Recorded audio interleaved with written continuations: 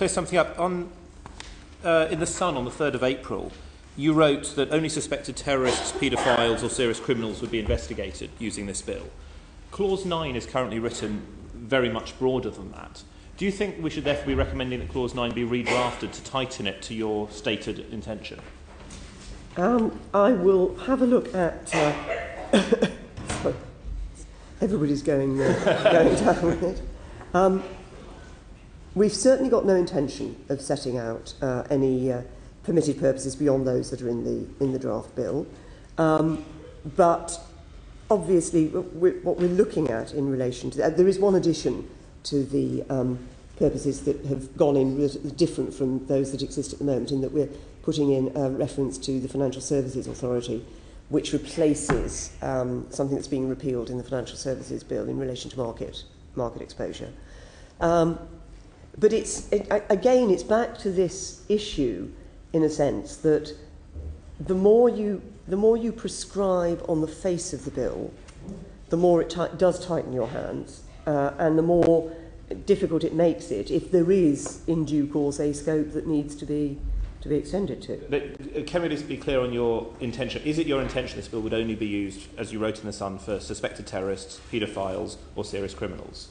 Well, that is the current scope of the way in which the use is made. There are obviously some other authorities at the moment, public authorities, who have access to communications data, beyond those that are on the face of this bill.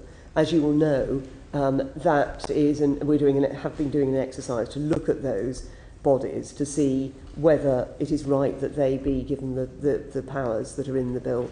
I think it is true to say that some of those bodies, you might find it difficult to describe the individuals concerned in those three categories. But the main purpose of the bill is certainly to cover the categories of people that I set out in that article. If I can then move on to the obligations that this would impose on telecommunications providers. We've heard from a whole range of them, both domestic and overseas, that it would potentially involve restructuring their systems, very large expenditure, which they would be reimbursed from the public purse. There's also been an issue that they say, to summarise a whole lot of different responses, there haven't been that many clear consultations, and I know your officials say there have been, and there's a discrepancy there. But Charles Farr, when he appeared last week, accepted there should be much further consultation on the detail of the bill. If this bill does proceed any further, how will you engage with them, consult with them, so that if the bill does make any progress, they would say that there has been proper consultation, they understand what's proposed? Well, I think we have had good discussions with a number of CSPs in the run-up to this bill being drafted and published.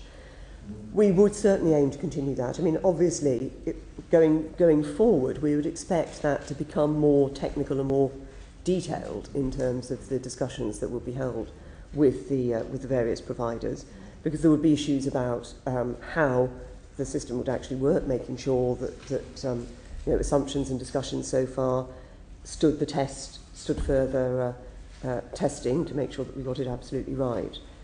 So we would certainly, it is the case that we have been having discussions with both UK CSPs and overseas CSPs, and we'll continue to do so.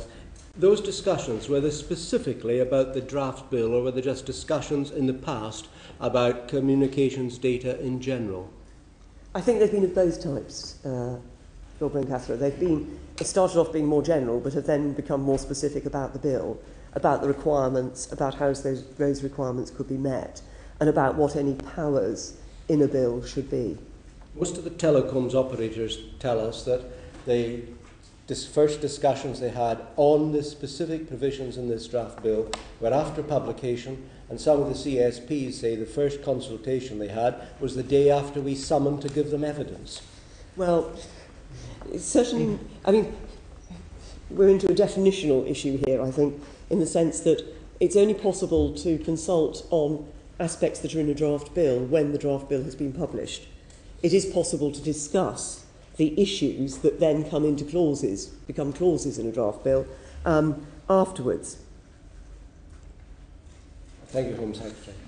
I think you've been a very careful choice of language. I congratulate you on that. If I can carry on. Move on to another group, and we haven't been able to talk to anything like all of these, but we have had a lot of representations from members of the general public about this issue, and those who have contacted this committee, and there's been very many thousands, I believe, have been almost uniformly hostile to the bill, very, very critical of the breadth of the powers as set out in the legislation, which may be different from what the Home Office intends. You may also be aware that there was a YouGov poll done for Big Brother Watch, which found that 6% of people thought that the government had made a clear and compelling case for the bill. There is a lot of very genuine concern about this bill and the effective intrusion into private lives, given the breadth of it. What steps will you take to try to reassure people that that isn't something they should be concerned about? Well, I'm aware that there has been a lot of concern based partly on the publicity around the bill, which portrayed, I would say, a number of myths about the bill, such as it was going to enable the government to read everybody's emails, which it plainly obviously is not. I think the other aspect that people we've not got across to people is that this is not the case that the government is going to be seeing the who, what, where and how of every single person's communications. It will of course only be possible that data will be retained by the CSPs, but it will only be possible for law enforcement agencies to have access to it when they have an investigative reason for doing so. And they have to make a clear case. It goes through the process. I believe that the committee has visited the Met and seen the single point of contact operation, seen the process that is gone through to make sure that only in cases where it is indeed necessary in an investigation is that data required. And of course, it is the case that not just that data has played such a significant role in so many serious and organised crime cases and terrorist investigations, but I think it was between April and June of this year that in the London area, it was something like, I may need to check these figures, but 46 out of 53 prosecutions from the CPS. This data was part of those prosecutions. So it's not just the police accessing it in investigation, it goes through into prosecutions.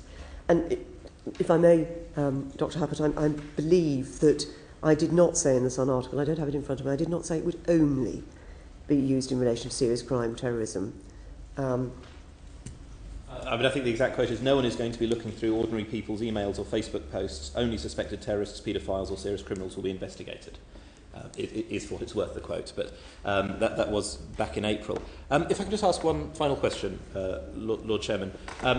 There has been a lot of misinformation around this and a lot of lack of clarity. I think we'd all agree with that. Given that, are you therefore grateful we've had the chance to go through this pre-legislative process where people, yourself, police, other people have had the chance to state publicly what they think about this, and that it has highlighted a number of things which your officials already accepted would need to be updated in the bill?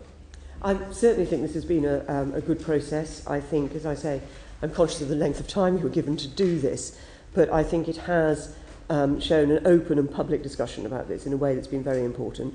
Obviously, I think some of the evidence that you've received from the police has highlighted the operational necessity of this.